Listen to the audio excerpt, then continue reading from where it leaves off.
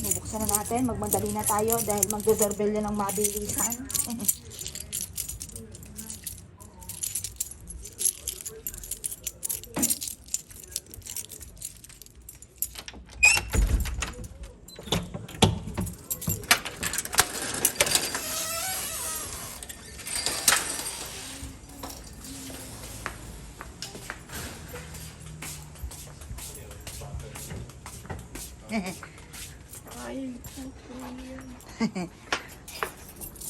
Sarado na pala. Sarado na. Saktong-sakto.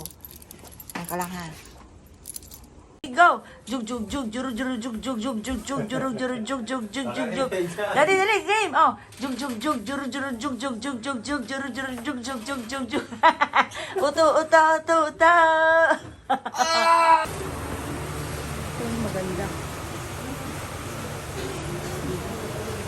Yan ang aking babalikan. Ano ba sinasabi? Yan ang babalikan ko pagka ano. Ganda ni Inay. Kay Bayari, talagang tingnan niyo yung pinakadamit niya, oh.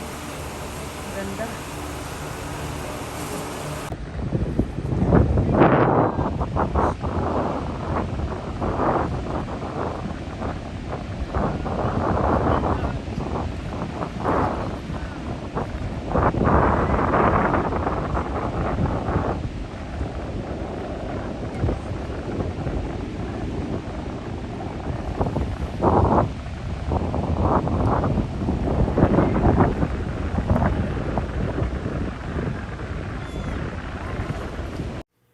Etong tagpong ito ang sobra ko namimiss kapag kasama ko yung aking anak na si Joelyn.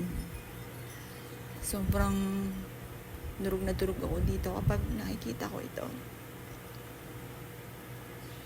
Sa araw-araw lagi ko siyang namimiss. Nilalaksa ko lang aking kalooban dahil nandiyan pa yung anak kong bunso at nandiyan pa si daddy.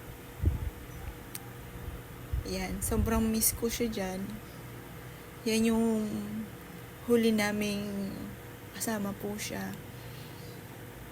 Na nakapila po kami sa Mahalaberan ng Manawag. At sabi ko sa kanya, anak, mag-wish ka na. Lahat na i-wish mo mula sa iyong puso.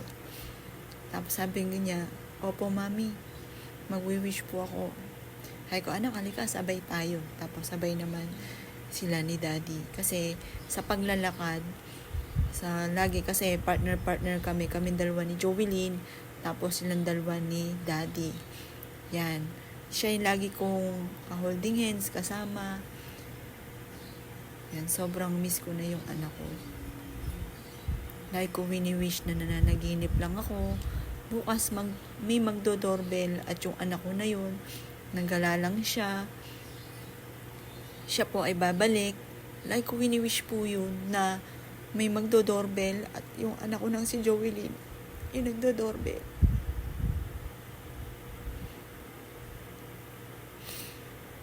Miss na miss ko ng aking anak. Mahal ko yung anak ko. Kahit buhay ko kaya kong ibigay para sa aking mga anak. Ayan, ito po bumili kami ng mga santo, pero may santo kami na babalikan na gustong-gusto ni Joelyn na binalikan nga po namin. Pero dito namin inilagay para kasama namin dito lagi si Joelyn. Ayun nga po, nakita ni Inay na nakasilip si Joelyn daw sa may pintuan. Na natutuwa naman kami kapag ganun dahil alam ko na nandiyan lang si Joelyn. Tapos nung pumasok kanina si daddy sa may kusina, nangangamoy daw po na bulaklak. Pag sa mga ganong sitwasyon, ako ay natutuwa kasi alam ko, kahit hindi namin siya nakikita at nahahawakan, nandyan lang yung anak ko. Masaya po ako pagka ganon yung sitwasyon dahil alam ko na naandyan lang po yung anak ko. At nakikita niya po kami. Lagi ako nagwi-wish na may mag-doorbell, na nandiyan na yung anak ko, nagalalang pala. Lagi ako nagwi-wish ng gano'n na uuwi na yung anak ko, nananaginip lang ako, bukas magigising ako. Laging gano'n ang aking pong wish na may mag-doorbell na umuwi ka na anak, bumalik ka na. Or kaya minsan, sasabihin ko, halimbawa, may nangihingi sa akin ng gamit ni Jovelyn. Like ko sinasabi na, ibibigay ko yung gamit ni Jovelyn. Lahat ng gamit ni Jovelyn, pati kama po niya, bibili na lang ako ng bago. Basta babalik yung anak ko. Kahit kapalit po yung mga gamit ni Jovelyn. Ang wish ko, bumalik po yung anak ko. Bibili na lang ako ng bago. Ayun, tapos pag kami nagdo-doorbell, kung tumitingin sa CCTV, wini-wish ko na sana yun ay anak ko, sana makita ko siya sa CCTV. Sana siya yung nagdo-doorbell. Ayun po, pero pagtingin ko, hindi po yung anak ko. Ayun. Ito yung mga araw na talagang hindi ko malilimutan. At sa mga